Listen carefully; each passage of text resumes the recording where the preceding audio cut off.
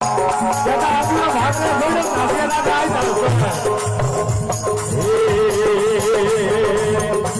रे हा बोले मारा दे पण मारे हमें गदवाला से कटना पाटे